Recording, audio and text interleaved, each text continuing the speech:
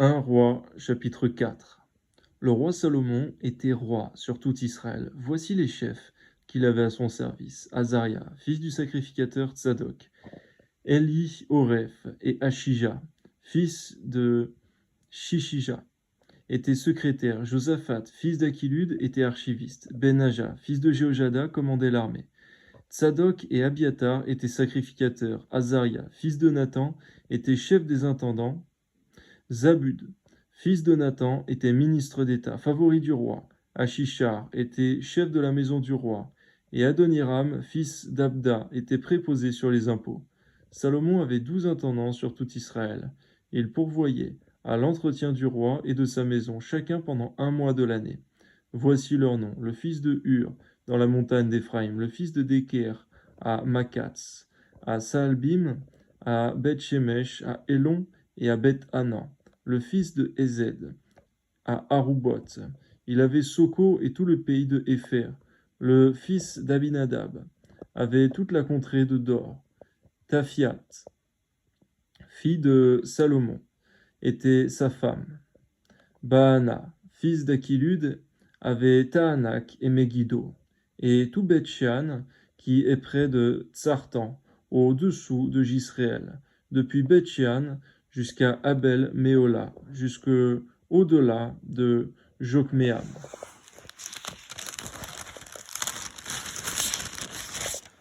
Le fils de Guéber à Ramoth en Galaad. Il avait les bourgs de Jaïr, fils de Manassé en Galaad. Il avait encore la contrée d'Argob en Basan, 60 grandes villes à murailles et à barres d'airain. Akinadab, fils d'Ido, à Manaïm. Akimas en Nephtali. Il avait pris pour femme Basmat, fille de Salomon. Baana, fils de Hushai, en Ézer et à Béaloth. Josaphat, fils de Paruach, en Issachar. Shimei, fils d'Éla, en Benjamin. Géber, fils d'Uri, dans le pays de Galaad. Il avait la contrée de Sion, roi des Amoréens, et d'Og, roi de Basan. Il y avait un seul intendant pour ce pays. Juda et Israël étaient très nombreux, pareils au sable qui est sur le bord de la mer. Ils mangeaient, buvaient et se réjouissaient.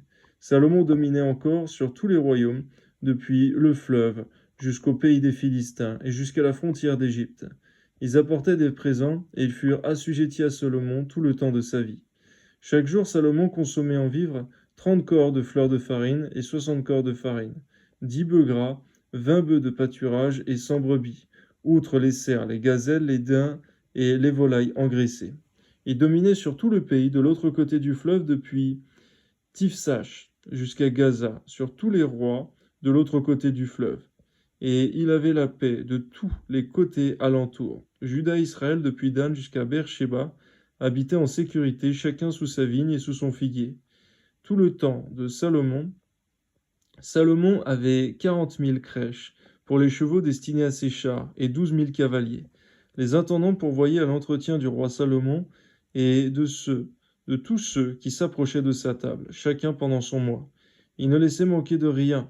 Il faisait aussi venir de l'orge et de la paille pour les chevaux et les coursiers dans le lieu où se trouvait le roi, chacun selon les ordres qu'il avait reçus. Dieu donna à Salomon de la sagesse, une très grande intelligence et des connaissances multipliées comme le sable qui est au bord de la mer. La sagesse de Salomon surpassait la sagesse de tous les fils de l'Orient et de toute la sagesse des Égyptiens. Il était plus sage qu'aucun homme, plus qu'Étan, les Rachites, plus qu'Éman, Calcol et Darda, les fils de Malcol, et sa renommée était répandue parmi toutes les nations d'alentour. Il a prononcé 3000 sentences et composé 1005 cantiques. Il a parlé sur les arbres, depuis le cèdre du Liban jusqu'à l'hysope qui sort de la muraille. Il a aussi parlé sur les animaux, sur les oiseaux, sur les reptiles et sur les poissons.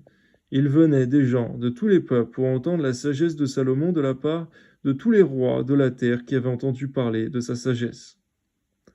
1 Roi chapitre 5. Hiram, roi de Tyr, envoya ses serviteurs vers Salomon, car il apprit qu'on l'avait oint pour roi à la place de son père, et il avait toujours aimé David. Salomon fit dire à Hiram, « Tu sais que David, mon père, n'a pas pu bâtir une maison à l'Éternel son Dieu à cause des guerres dont ses ennemis l'ont enveloppé jusqu'à ce que l'Éternel les eût mis sous la plante de ses pieds. Maintenant l'Éternel mon Dieu m'a donné du repos de toutes parts, plus d'adversaires, plus de calamités. Voici, j'ai l'intention de bâtir une maison au nom de l'Éternel, mon Dieu, comme l'Éternel l'a déclaré à David, mon père, en disant, ton fils, que je mettrai à ta place sur ton trône, ce sera lui qui bâtira une maison à mon nom. Ordonne maintenant que l'on coupe pour moi des cèdres du Liban. Mes serviteurs seront avec les tiens, et je te paierai le salaire de tes serviteurs tel que tu l'auras fixé. Car tu sais qu'il n'y a personne parmi nous qui s'entende à couper les bois comme les Sidoniens. Lorsque il entendit les paroles de Salomon, Hiram eut une grande joie. Et il dit, béni soit aujourd'hui l'Éternel, qui a donné à David un fils sage pour chef de ce grand peuple. Et Hiram fit répondre à Salomon, j'ai entendu ce que tu m'as envoyé dire, je ferai tout ce qui te plaira au sujet des bois de cèdre et des bois de cyprès. Mes serviteurs les descendront du Liban à la mer, et je les expédierai par mer en radeau jusqu'au lieu que tu m'indiqueras. Là je les ferai délier, et tu les prendras. Ce que je désire en retour, c'est que tu fournisses des vivres à ma maison.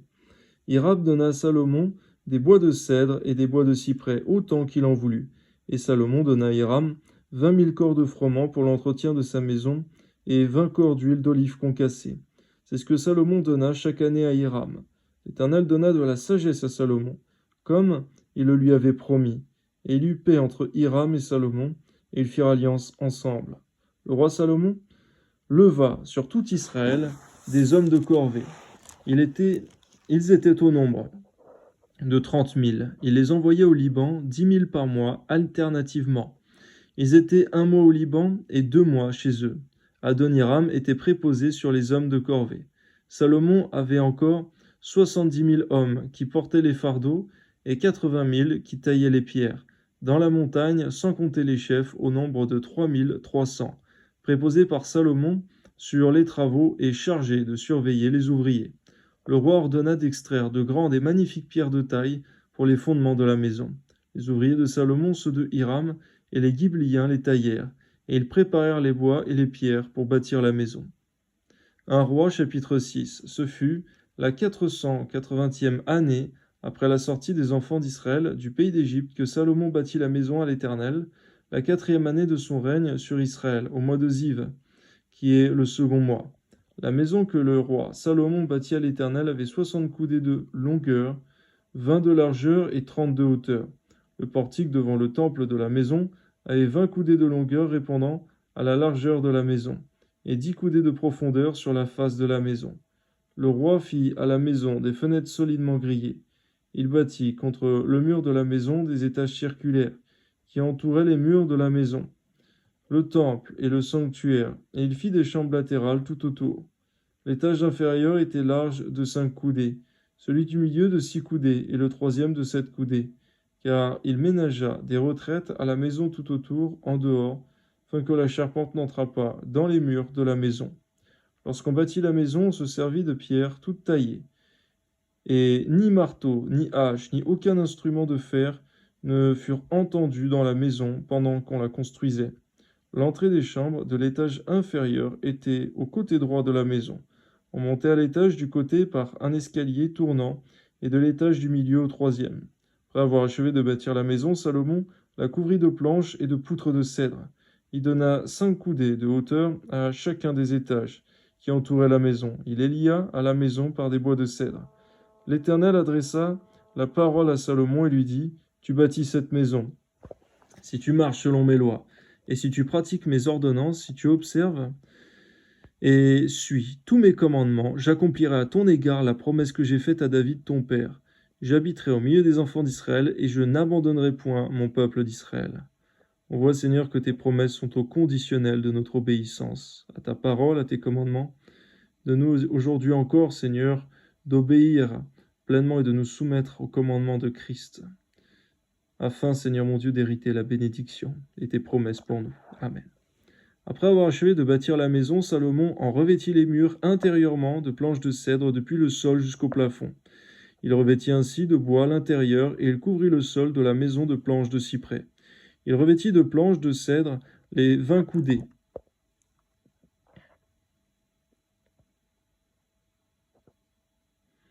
Du fond de la maison, depuis le sol jusqu'au haut des murs, et il réserva cet espace pour en faire le sanctuaire, le lieu très saint.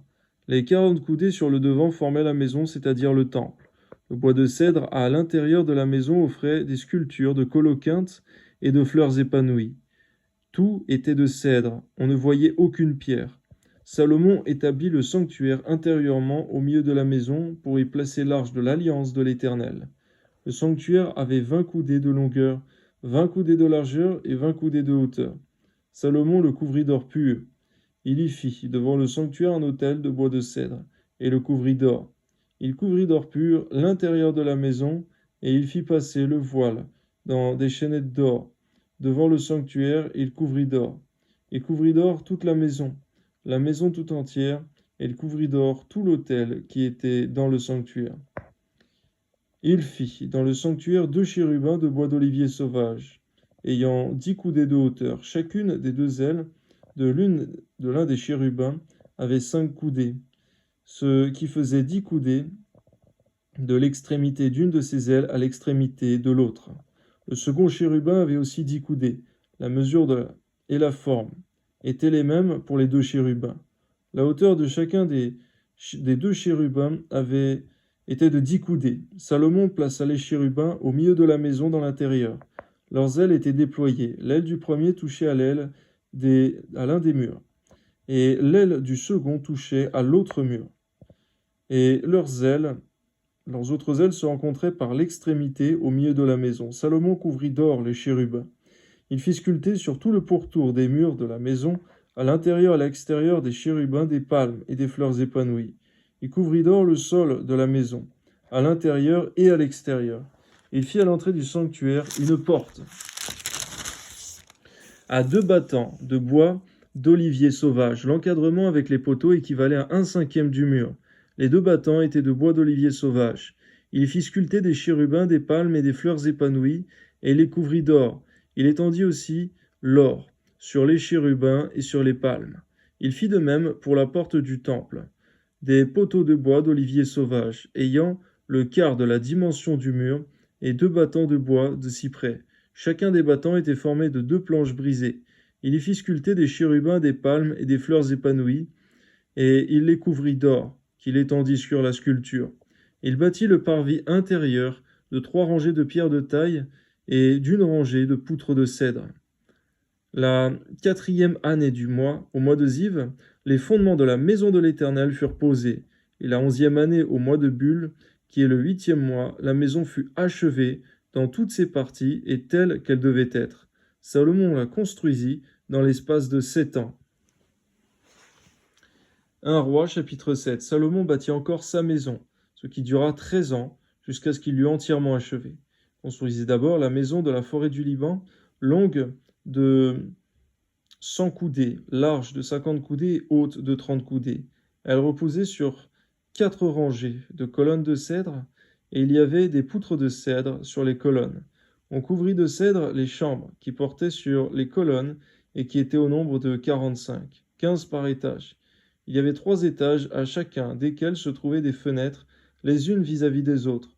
Toutes les portes et tous les poteaux étaient formés de poutres en carré, et à chacun des 3 étages, les ouvertures étaient les unes vis-à-vis des autres. Il fit le portique, des colonnes, long de 50 coudées et large de 30 coudées, et un autre portique en avant, avec des colonnes et des degrés sur leur front.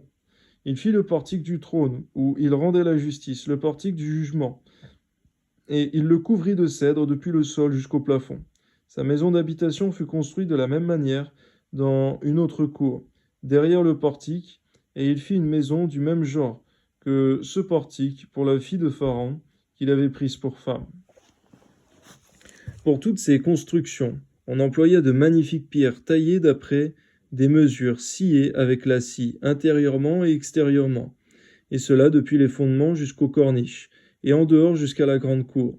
Les fondements étaient en pierre magnifique et de grande dimension, en pierre de 10 coudées et en pierre de 8 coudées. Au-dessus, il y avait encore de magnifiques pierres, taillées d'après des mesures, et du bois de cèdre. La grande cour avait dans son circuit 3 rangées de pierres de taille et une rangée de poutres de cèdre, comme le parvis intérieur de la maison de l'Éternel, et comme le portique de la maison. Le roi Salomon fit venir de Tyr Hiram, fils d'une veuve de la tribu de Nephtali. et d'un père tyrien qui travaillait sur l'airain. Hiram était rempli de sagesse, d'intelligence et de savoir pour faire toutes sortes d'ouvrages d'airain. Il arriva auprès du roi Salomon et il exécuta tous ses ouvrages. Il fit les 2 colonnes d'airain. La première avait 18 coudées de hauteur et un fil de 12 coudées mesurait la circonférence de la seconde. Il fondit 2 chapiteaux d'airain pour mettre sur les sommets des colonnes. Le premier avait 5 coudées de hauteur et le second avait 5 coudées de hauteur. Il fit des treillis en forme de réseau, des festons façonnés en chaînettes pour les chapiteaux qui étaient sur le sommet des colonnes, 7 pour le premier chapiteau et 7 pour le second chapiteau. Il fit 2 rangs de grenades autour de l'un des treillis pour couvrir le chapiteau qui était sur le sommet d'une des colonnes. Il fit de même pour le second chapiteau. Les chapiteaux qui étaient sur le sommet des colonnes dans le portique figuraient des lys et avaient 4 coudées. Les chapiteaux placés sur les 2 colonnes étaient entourés de 200 grenades en haut, près du renflement qui était au-delà du treillis. Il y avait aussi 200 grenades rangées autour du second chapiteau. Il dressa les colonnes dans le portique du temple. Il dressa la colonne de droite et la nomma Jachin. Puis il dressa la colonne de gauche et la nomma Boaz. Il y avait sur le sommet des colonnes un travail figurant des lys. Ainsi fut achevé l'ouvrage des colonnes. Il fit la mer de fonte. Elle avait 10 coudées d'un bord à l'autre, une forme entièrement ronde, 5 coudées de hauteur et une circonférence que mesurait un cordon de 30 coudées. Des coloquintes l'entouraient au-dessous de son bord, 10 par coudée, faisant tout le tour de la mer. Les coloquintes, disposées sur 2 rangs, étaient fondues avec elle en une seule pièce. Elle était posée sur 12 bœufs, dont 3 tournés vers le nord, 3 tournés vers l'occident, 3 tournés vers le midi, et 3 tournés vers l'orient. La mer était sur eux, et toute la partie postérieure de leur corps était en dedans. Son épaisseur était d'un palme, et son bord, semblable au bord d'une coupe, était façonné en fleurs de lys. Elle contenait 2000 battes. Il fit les 10 bases d'airain, chacune avait 4 coudées de longueur, 4 coudées de largeur, et 3 coudées de hauteur. Voici en quoi consistaient ces bases. Elles étaient formées de panneaux, liés au coin par des montants. Sur les panneaux qui étaient entre les montants, il y avait des lions, des bœufs et des chérubins. Sur les montants au-dessus comme au-dessous, des lions et des bœufs. Il y avait des ornements qui pendaient en feston. Chaque base avait 4 roues d'airain avec des essieux d'airain, et aux 4 angles étaient des consoles de fonte, au-dessous du bassin et au-delà des festons. Le couronnement de la base offrait à son intérieur une ouverture avec un prolongement d'une coudée vers le haut. Cette ouverture était ronde comme pour les ouvrages de ce genre, et elle avait une coudée et demie de largeur. Il s'y trouvait aussi des sculptures. Les panneaux étaient carrés et non arrondis. Les 4 roues étaient sous les panneaux et les essieux des roues fixés à la base. Chacun avait une coudée et demie de hauteur. Les roues étaient faites comme celles d'un char, leurs essieux, leurs jantes, leurs raies, leurs moyeux, tout était de fonte. Et il y avait, aux 4 angles de chaque base, 4 consoles d'une même pièce que la base. La partie supérieure de la base se terminait par un cercle d'une demi-coudée de hauteur, et elle avait ses appuis et ses panneaux sur la même pièce. Il grava sur les plaques des appuis et sur les panneaux des chérubins, des lions et des palmes selon les espaces libres, et des guirlandes tout autour. C'est ainsi qu'il fit les 10 bases. La fonte, la mesure et la forme étaient les mêmes pour toutes. Il fit 10 bassins d'airain. Chaque bassin contenait 40 battes. Chaque bassin avait 4 coudées. Chaque bassin était sur l'une des 10 bases. Il plaça 5 bases sur le côté droit de la maison, et 5 bases sur le côté gauche de la maison. Et il plaça la mer du côté droit de la maison, au sud-est. Hiram fit les cendriers, les pelles et les coupes. Ainsi Hiram acheva tout l'ouvrage que le roi Salomon lui fit faire pour la maison de l'Éternel. 2 colonnes avec les 2 chapiteaux et leurs bourrelets. Sur le sommet des colonnes, les 2 treillis pour couvrir les 2 bourrelets des chapiteaux sur le sommet des colonnes. Les 400 grenades pour les 2 treillis, 2 rangées de grenades par treillis pour couvrir les 2 bourrelets, des chapiteaux sur le sommet des colonnes, les 10 bases et les 10 bassins sur les bases, la mer et les 12 bœufs sous la mer, les cendriers, les pelles et les coupes. Tous ces ustensiles que le roi Salomon fit faire à Hiram pour la maison de l'Éternel étaient d'airain poli. Le roi les fit fondre dans la plaine du Jourdain, dans un sol argileux entre Sukkot et Tsartan. Salomon laissa tous ses ustensiles sans vérifier le poids de l'airain, parce qu'il était en très grande quantité.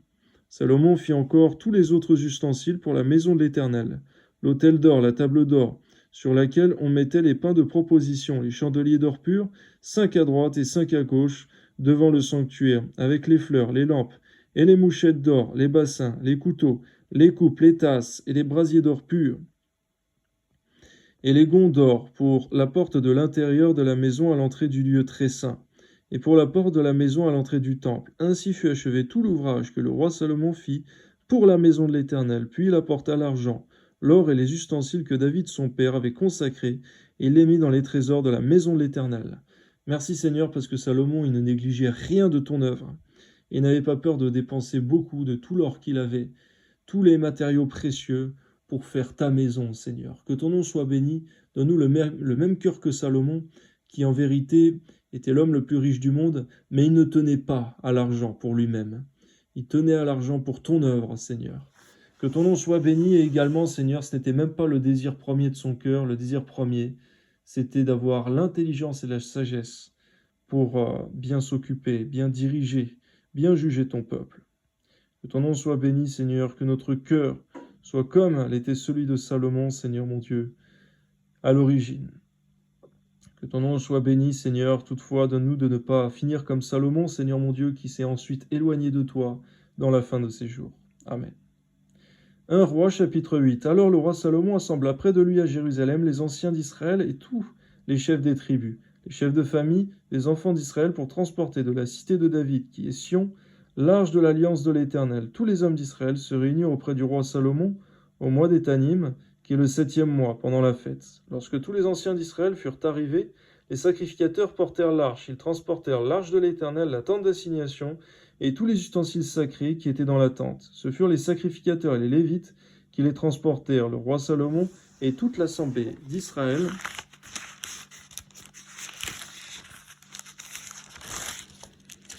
convoqués auprès de lui, se tinrent devant l'arche. Ils sacrifièrent des brebis et des bœufs, qui ne purent être ni comptés ni nombrés à cause de leur multitude. Les sacrificateurs portèrent l'arche de l'alliance de l'Éternel à sa place dans le sanctuaire de la maison, dans le lieu très saint, sous les ailes des chérubins, car les chérubins avaient les ailes étendues sur la place de l'arche, et ils couvraient l'arche et ses barres par-dessus. On avait donné aux barres une longueur telle que leurs extrémités se voyaient du lieu saint, dans le sanctuaire, mais ne se voyaient point du dehors. Elles ont été là jusqu'à ce jour. Il n'y avait dans l'arche que les 2 tables de pierre que Moïse y déposa en Horeb lorsque l'Éternel fit alliance avec les enfants d'Israël à leur sortie du pays d'Égypte. Au moment où les sacrificateurs sortirent du lieu saint, la nuée remplit la maison de l'Éternel. Les sacrificateurs ne purent pas y rester pour faire le service à cause de la nuée, car la gloire de l'Éternel remplissait la maison de l'Éternel. Que ton nom soit béni, Seigneur, ta gloire est puissante. Ta gloire, Seigneur, ne peut même pas être supportée par la nature humaine, tellement elle est pure, elle est sainte. Elle détruirait la chair de l'homme. Que ton nom soit béni, Seigneur, à toi soit la gloire. Que ta nuée, que ta gloire, que ta présence remplisse nos cœurs, qu'aucun esprit impur ne puisse s'y attacher, qu'aucun esprit impur ne puisse demeurer dans nos cœurs, Seigneur. Que nous puissions être remplis de ton esprit, corps, âme et esprit. Amen. Alors Salomon dit, l'Éternel veut habiter dans l'obscurité. J'ai bâti une maison qui sera ta demeure, un lieu où tu résideras éternellement. Le roi tourna son visage et bénit toute l'assemblée d'Israël, et toute l'assemblée d'Israël était debout. Et il dit, béni soit l'Éternel, le Dieu d'Israël, qui a parlé de sa bouche à David, mon père, qui accomplit par sa puissance ce qu'il avait déclaré en disant, depuis le jour où j'ai fait sortir d'Égypte mon peuple d'Israël, je n'ai point choisi de ville parmi toutes les tribus d'Israël pour qu'il y fût bâti une maison où résida mon nom, mais j'ai choisi David pour qu'il régnât sur mon peuple d'Israël. David mon père avait l'intention de bâtir une maison au nom de l'Éternel, le Dieu d'Israël. Et l'Éternel dit à David mon père, puisque tu as eu l'intention de bâtir une maison à mon nom, tu as bien fait d'avoir eu cette intention. Seulement ce ne sera pas toi qui bâtiras la maison, mais ce sera ton fils, sorti de tes entrailles, qui bâtira la maison à mon nom. L'Éternel accomplit la parole qu'il avait prononcée, je me suis élevé à la place de David mon père, et je me suis assis sur le trône d'Israël, comme l'avait annoncé l'Éternel, et j'ai bâti la maison au nom de l'Éternel, le Dieu d'Israël. On voit, Seigneur, qu'Adonijah voulait régner à la place de Salomon. Cela ne lui a pas été donné par toi. Il a été rejeté ensuite mis à mort. Salomon s'est élevé et il s'est assis sur le trône à la place de David son père, parce que c'est toi qui l'as décidé, c'est toi qui l'as voulu, et on ne peut rien faire sans que toi tu le veuilles. À toi soit la gloire, Seigneur, de nous de chercher ce que toi tu as établi, afin de ne rien faire sans toi. Amen. J'y ai déposé un lieu pour l'arche où est l'alliance de l'Éternel, l'alliance qu'il a faite avec nos pères quand il les fit sortir du pays d'Égypte. Salomon se plaça devant l'autel de l'Éternel en face de toute l'assemblée d'Israël. Il étendit ses mains vers le ciel et il dit: Ô Éternel, Dieu d'Israël, il n'y a point de Dieu semblable à toi, ni en haut dans les cieux, ni en bas sur la terre. Tu gardes l'alliance et la miséricorde envers tes serviteurs qui marchent en ta présence de tout leur cœur. Ainsi tu as tenu parole à ton serviteur David, mon père, et ce que tu as déclaré de ta bouche, tu l'accomplis en ce jour, par ta puissance. Maintenant, Éternel, Dieu d'Israël, observe la promesse que tu as faite à David, mon père, en disant: Tu ne manqueras jamais devant moi d'un successeur assis sur le trône d'Israël, pourvu que tes fils prennent garde à leur voix, et qu'ils marchent en ma présence comme tu as marché en ma présence. Oh, qu'elle s'accomplisse, Dieu d'Israël, la promesse que tu as faite à ton serviteur David, mon père. Mais quoi, Dieu habiterait-il véritablement sur la terre? Voici les cieux et les cieux des cieux ne peuvent te contenir, combien moins cette maison que j'ai bâtie. Toutefois, Éternel mon Dieu, sois attentif à la prière de ton serviteur et à sa supplication. Écoute le cri et la prière que t'adresse aujourd'hui ton serviteur, que tes yeux soient nuit et jour ouverts sur cette maison, sur le lieu dont tu as dit: là sera mon nom. Écoute la prière que ton serviteur fait en ce lieu. Daigne exaucer la supplication de ton serviteur et de ton peuple d'Israël. Lorsqu'ils prieront en ce lieu, exauce du lieu de ta demeure des cieux, exauce et pardonne. Si quelqu'un pêche contre son prochain et qu'on lui impose un serment pour le faire jurer, s'il vient jurer devant ton autel, dans cette maison, écoute-le des cieux, agis et juge tes serviteurs, condamne le coupable et fais retomber sa conduite sur sa tête. Rends justice à l'innocent et traite-le selon son innocence. Quand ton peuple d'Israël sera battu par l'ennemi pour avoir péché contre toi, s'il revient à toi en rendant gloire à ton nom, s'il t'adresse des prières et des supplications dans cette maison, exauce-les des cieux, pardonne leurs péchés à ton peuple d'Israël et ramène-les dans le pays que tu as donné à leur père. Merci Seigneur, parce que même lorsqu'on a péché gravement contre toi, les conséquences seront là, mais lorsqu'on te demande pardon de tout notre cœur et qu'on abandonne, on délaisse nos péchés, on obtient de toi miséricorde pour un meilleur avenir. Amen. Quand le ciel sera fermé et qu'il n'y aura point de pluie à cause de leurs péchés contre toi, s'ils prient dans ce lieu et rendent gloire à ton nom, s'ils se détournent de leurs péchés parce que tu les auras châtiés, exauce-les des cieux, pardonne le péché de tes serviteurs et de ton peuple d'Israël, à qui tu enseigneras la bonne voie dans laquelle ils doivent marcher, et fais venir la pluie sur la terre que tu as donnée en héritage à ton peuple. Quand la famine, la peste, la rouille, l'agnelle, les sauterelles, d'une espèce ou d'une autre seront dans le pays, quand l'ennemi assiégera ton peuple, dans son pays, dans ses portes, quand il y aura des fléaux ou des maladies quelconques, si un homme, si tout ton peuple d'Israël fait entendre des prières et des supplications, que chacun reconnaisse la plaie de son cœur et étende les mains vers cette maison, exauce-le des cieux, du lieu de ta demeure et pardonne, agis et rends à chacun selon ses voies, toi qui connais le cœur de chacun, car seul tu connais le cœur de tous les enfants des hommes, et ils te craindront tout le temps qu'ils vivront dans le pays que tu as donné à nos pères. Lorsqu'on est désobéissant, Seigneur, tu es capable de nous livrer à tous ces fléaux que nous avons lus précédemment. Donne-nous donc un cœur toujours disposé, obéissant, soumis à ta parole. Amen. Quand l'étranger qui n'est pas de ton peuple d'Israël viendra d'un pays lointain, à cause de ton nom, car on saura que ton nom est grand, ta main forte et ton bras étendu, quand il viendra prier dans cette maison, exauce-le des cieux, du lieu de ta demeure, et accorde à cet étranger tout ce qu'il te demandera, afin que tous les peuples de la terre connaissent ton nom, pour te craindre, comme ton peuple d'Israël, et sache que ton nom est invoqué sur cette maison que j'ai bâtie. Quand ton peuple sortira pour combattre son ennemi en suivant la voie que tu lui auras prescrite, Amen, s'ils adressent à l'Éternel des prières, les regards tournés vers la ville que tu as choisie, et vers la maison que j'ai bâtie à ton nom, exauce des cieux leurs prières et leurs supplications, et fais leur droit, quand ils pécheront contre toi, car il n'y a point d'homme qui ne pêche. Quand tu seras irrité contre eux et que tu les livreras à l'ennemi, qui les emmènera captifs dans un pays ennemi, lointain ou rapproché, s'ils rentrent en eux-mêmes dans le pays où ils seront captifs, s'ils reviennent à toi et t'adressent des supplications dans le pays de ceux qui les ont emmenés, et qu'ils disent: nous avons péché, nous avons commis des iniquités, nous avons fait le mal, s'ils reviennent à toi de tout leur cœur et de toute leur âme dans le pays de leurs ennemis, qu'ils ont emmenés captifs, s'ils t'adressent des prières, les regards tournés vers leur pays que tu as donné à leur père, vers la ville que tu as choisi, et vers la maison que j'ai bâtie à ton nom, exauce des cieux, du lieu de ta demeure, leurs prières et leurs supplications et fais leur droit. Pardonne à ton peuple ses péchés et toutes ses transgressions contre toi, excite la compassion de ceux qui les retiennent captifs, afin qu'ils aient pitié d'eux. Car ils sont ton peuple et ton héritage. Tu les as fait sortir d'Égypte du milieu d'une fournaise de fer. Que tes yeux soient ouverts sur la supplication de ton serviteur et sur la supplication de ton peuple d'Israël pour les exaucer en tout ce qu'ils te demanderont. Car tu les as séparés de tous les peuples de la terre pour en faire ton héritage, comme tu l'as déclaré par Moïse, ton serviteur, quand tu fis sortir d'Égypte nos pères, Seigneur éternel. Donne-nous de nous rappeler toujours, Seigneur, que nous sommes un peuple acquis, séparé des choses de ce monde, séparés des pécheurs. Nous sommes pèlerins sur la terre. À toi soit la gloire. Notre cité à nous est dans le ciel, qui s'appelle la Jérusalem céleste, en espérance. Amen. Lorsque Salomon eut achevé d'adresser à l'Éternel toute cette prière et cette supplication, il se leva de devant l'autel de l'Éternel, où il était agenouillé, les mains étendues vers le ciel. Debout, il bénit à haute voix toute l'assemblée d'Israël en disant « Béni soit l'Éternel qui a donné du repos à son peuple d'Israël selon toutes ses promesses. De toutes les bonnes paroles qu'il avait prononcées par Moïse son serviteur, aucune n'est restée sans effet. Que l'Éternel notre Dieu soit avec nous comme il a été avec nos pères, qu'il ne nous abandonne point et ne nous délaisse point, mais qu'il incline nos cœurs vers lui. Amen. Afin que nous marchions dans toutes ses voies et que nous observions ses commandements, ses lois et ses ordonnances qu'il a prescrits à nos pères. On voit que nos cœurs ont besoin d'être inclinés par toi, vers toi, pour faire ce qui est bien à tes yeux. C'est par ta grâce, en réalité, et par ton action dans nos cœurs, par ton Esprit Saint, que nous sommes fidèles. Toi soit la gloire, Seigneur. Amen.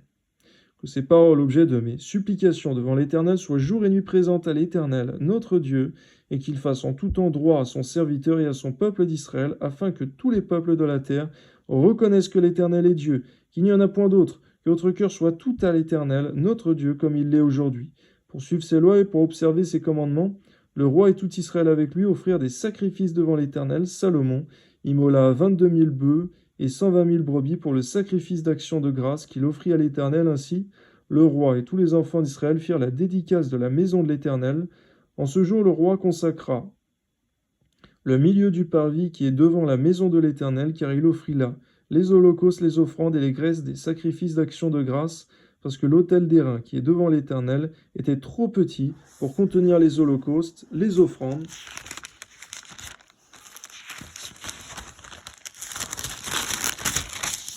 et les graisses des sacrifices d'action de grâce. Salomon célébra la fête en ce temps-là, et tout Israël avec lui. Une grande multitude venue depuis les environs de Hamath jusqu'au torrent d'Égypte s'assembla devant l'Éternel notre Dieu pendant 7 jours, et 7 autres jours, soit 14 jours. Le 8e jour, il renvoya le peuple et ils bénirent le roi. Ils s'en allèrent dans leur tente, joyeux et le cœur content, pour tout le bien que l'Éternel avait fait à David, son serviteur, et à Israël, son peuple. Que ton nom soit béni, Seigneur, tu es fidèle, tu es grand, tu es glorieux, tu es tout-puissant. Amen.